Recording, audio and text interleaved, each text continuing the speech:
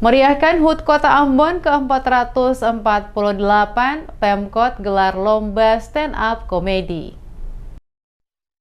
Sambut HUT Kota Ambon ke-448, pemerintah Kota Ambon kembali gelar kegiatan lomba stand up komedi yang diikuti oleh seluruh perwakilan dari masing-masing organisasi perangkat daerah lingkup Pemkot Ambon. Penjabat Wali Kota, Podwin Watimena dalam sambutannya mengatakan, lomba stand up komedi adalah bagian dari rangkaian kegiatan memeriahkan HUT Kota Ambon ke-448 yang mengusung tema Ambon Parsamua. Tema HUT Kota Ambon ke-448 yakni Ambon Parsamua adalah tema yang mencerminkan semangat inklusivitas, kebersamaan, dan keragaman yang menjadi ciri khas Kota Ambon. Untuk menjadikan Kota Ambon tempat yang ramah tanpa memandang latar belakang suku, ras, dan agama, serta status sosial lainnya. Kegiatan lomba stand-up komedi, kata Watimena, diharapkan dapat memberikan hiburan untuk sejenak menghilangkan kepenatan dan ketegangan dalam tugas yang dijalankan oleh para ASN. Di lingkup pemerintah Kota Ambon dengan tetap mengedepankan attitude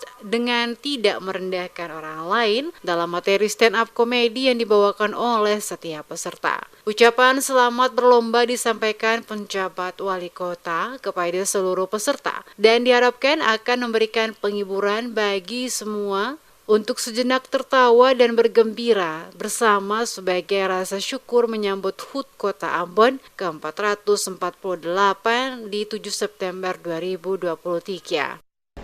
Dalam rangka merayakan hari ulang tahun Kota Ambon ke-448, kami dengan senang hati